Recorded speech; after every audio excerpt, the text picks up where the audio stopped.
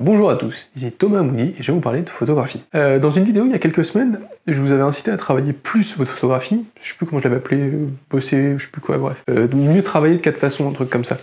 Et aujourd'hui j'avais envie de vous donner 3 exercices concrets pour progresser en photographie. 3 exercices à faire pour travailler un peu votre créativité, votre compréhension de la photographie et vous améliorer un petit peu en les faisant. Alors le premier exercice ce serait de marcher avec le tic-tac. Alors, je vais vous expliquer ce que c'est, mais c'est lié à votre environnement proche. Je suis convaincu qu'il n'y a pas besoin d'aller à l'autre bout du monde pour faire des photos sympas. Parce que je suis persuadé que l'environnement proche, celui qu'on connaît, qui nous est familier, qu'on parcourt tous les jours, c'est une source intarissable d'inspiration. Il y a plein de choses à faire, on a déjà parlé ensemble de photographier sa communauté, de photographier des lieux où il s'était passé des choses proche de chez vous ou plus loin, etc. On a parlé de photographes qui ont photographié toujours la même zone ensemble plusieurs fois, comme William Eggleston par exemple, sans surprise, que j'aime beaucoup. Cet environnement proche là, le problème c'est qu'on n'arrive plus à le voir au bout d'un moment en fait. On passe tellement devant qu'on ne le voit plus et en fait c'est un paradoxe, enfin c'est pas vraiment un paradoxe mais c'est un petit peu dommage dans le sens où c'est l'environnement dans lequel on est le plus, où on a plus d'opportunités de photographier, mais au final on fait le moins attention parce qu'il nous paraît complètement banal et inintéressant.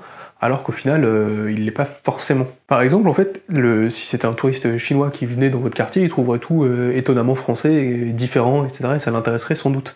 J'ai même fait l'expérience dans l'autre sens récemment. J'étais à Budapest à la fin de l'année dernière. Alors là, j'avais jamais été en Hongrie, et tout paraît nouveau, l'architecture, machin, tout paraît différent, voilà. Et ça, c'est une façon de voir que vous pouvez aussi avoir chez vous et que vous pouvez cultiver. Par exemple, je pense à William Eggleston. J'en ai déjà parlé il y a 2 minutes, j'en reparle maintenant. J'aime beaucoup William Eggleston. Il a beaucoup photographié dans le sud des États-Unis, mais surtout dans sa ville de Memphis, où il a vécu quasiment toute sa vie. Et il a beaucoup photographié là. Il a sans cesse réussi à justement renouveler son regard, sa façon de voir, et de s'intéresser à des choses qui étaient complètement banales. Donc voilà, l'intérêt de cet exercice, ça va être de vous forcer un peu à voir votre environnement extérieur d'une autre façon. Parce que vous allez me dire, oui, c'est bien beau, tu me dis ça, je vais pas sortir de chez moi et d'un coup d'un seul, clac, tout me paraît extraordinaire. Ce serait magique, ce serait vachement bien, mais ça ne marche pas comme ça. Alors à mon avis, le mieux pour débloquer cette situation, c'est de jouer avec le hasard. Alors, je vais vous donner une piste, mais juste pour préciser, parce que je sais pas quel sera l'état du pays quand cette vidéo sortira, je tourne cette vidéo au tout début du confinement. Ça veut dire que là, tout de suite, moi, je peux pas sortir de chez moi photographier. On fait pas ça pour la santé, tout ça. Si quand cette vidéo sort, on en est toujours là, faut pas faire ce que j'ai dit. Vous le notez dans un petit coin, sur une petite feuille, puis quand il n'y aura plus de confinement, vous irez photographier. Mais on reste chez soi.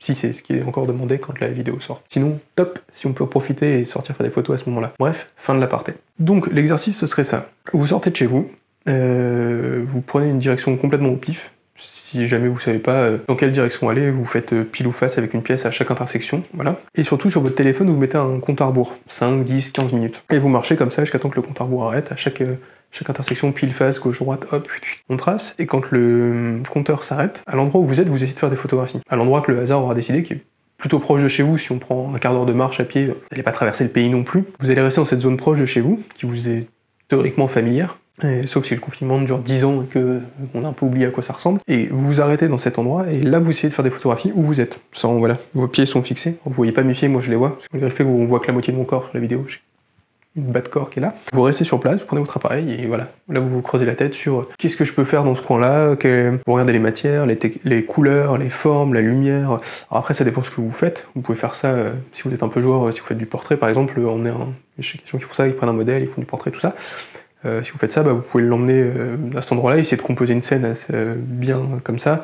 Peu importe ce que vous faites, vous essayez un peu de travailler la scène sur laquelle vous tombez comme ça pour apprendre à voir son environnement. Voilà, vous êtes tombé sur ce coin-là, vous avez cette zone-là photographiée et vous essayez d'en tirer le mieux que vous pouvez. Après, je mets un compte à rebours et des pièces comme ça, c'était une idée de générer un peu du hasard. Vous pouvez faire ça n'importe comment, genre à chaque fois que vous voyez un pigeon, vous vous arrêtez, vous photographiez là, à chaque fois que vous entendez le mot banane, vous vous arrêtez, vous photographiez. Enfin, trouvez votre truc à vous et essayez un peu d'explorer ce qui est autour de chez vous avec ça. Alors le deuxième exercice pour un peu progresser, ce serait d'analyser un photopoche. Alors oui, surprise, photographie c'est un loisir, c'est cool, mais il va falloir aussi bosser un petit peu.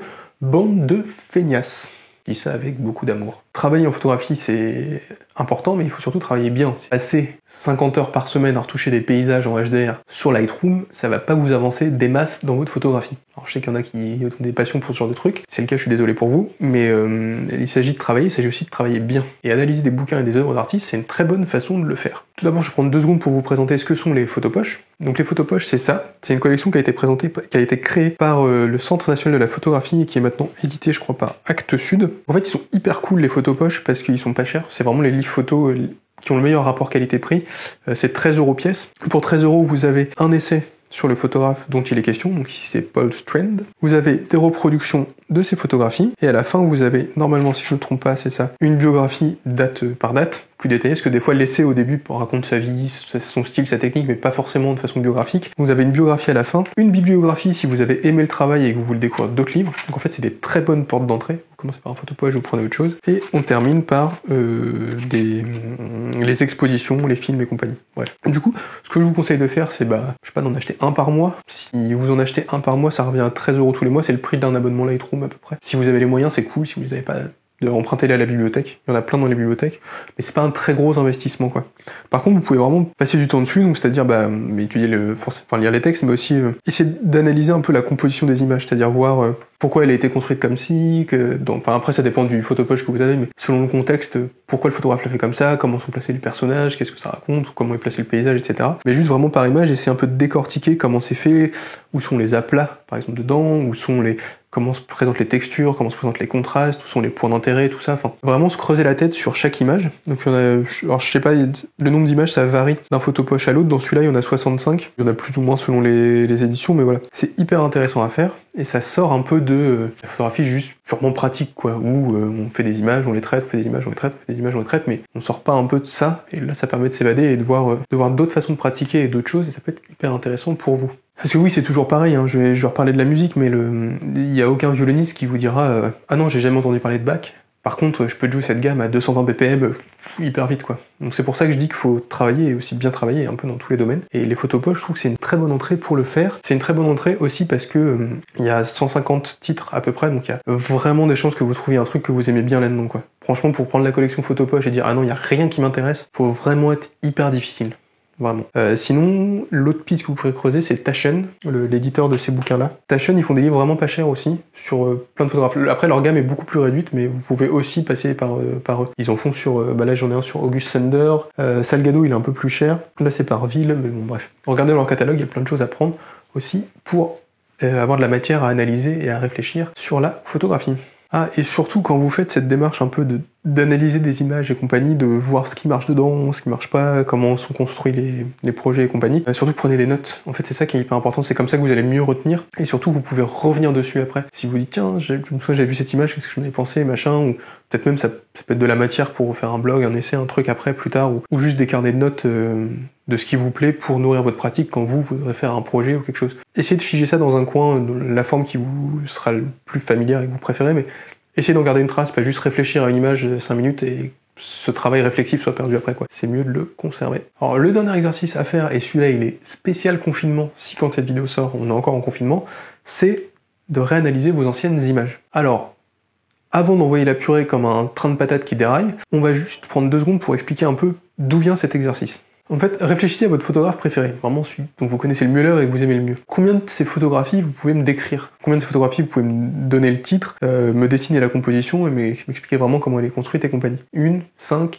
10? Il n'y a vraiment pas des masses, quoi. Et ça, c'est à peu près pareil pour tout le monde, hein. On a beau s'intéresser, on retient pas pléthore d'images, on en retient très peu, et c'est encore pire chez les gens qui s'intéressent pas à la photographie, parce que forcément ils connaissent vraiment que les plus iconiques. Un peu comme cette image de Robert Doisneau, en dehors des cercles des gens qui s'intéressent à la photographie. D'ailleurs, pour l'anecdote, le baiser de l'hôtel de ville que vous voyez, il n'a pas du tout été pris sur le vif. Il s'agit de 2 acteurs qui ont été payés par Doisneau, à qui on avait passé commande. Voilà, je vous mettrai le lien dans la description, j'ai appris ça pendant une émission de Regardez voir. Donc tout ça pour dire que dans votre vie de photographe, si vraiment vous excellez, vous avez de la chance et vous avez le bon moment, enfin il y a de la chance parce qu'il faut capturer le truc et qu'il y a un contexte qui fait que les images sont connues aussi, mais il y a de la chance et du travail de ça, si vraiment vous avez tout au max et compagnie, dans la mémoire collective des gens, vous remettrez peut-être 1, voire 2 images, pas plus. C'est à peu près le lot de tous les photographes. Du coup, je vais vous poser une question qui va peut-être un peu vous hanter, qui explique l'exercice. Et si cette photographie, vous l'avez déjà prise? Si c'était pas celle que vous alliez prendre dans 5 ans, mais celle que vous avez prise il y a 5 ans. Vous avez trié vos images, vous vous en souvenez plus, vous l'avez mis dans un coin, et en fait, elle était vraiment bien, et vous l'avez mise de côté, et comme vous regardez pas vos vieilles images, elle va rester là. C'est frustrant, n'est-ce pas? C'est horrible. Du coup, c'est tout l'intérêt de cet exercice, un peu de rétrospection, qui serait de retourner voir vos archives récentes. Hein.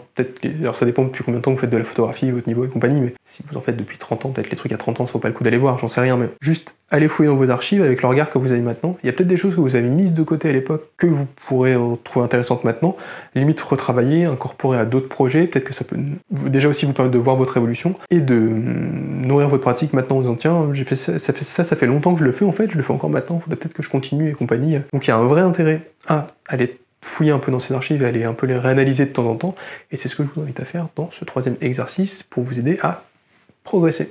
Merci à tous d'avoir regardé cette vidéo jusqu'au bout. Si elle vous a plu, n'hésitez pas à laisser un petit pouce bleu et à vous abonner.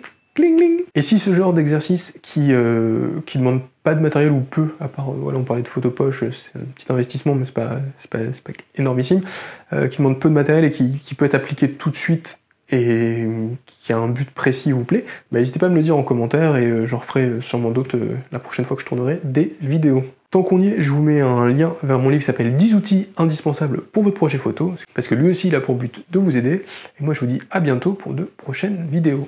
Salut, salut!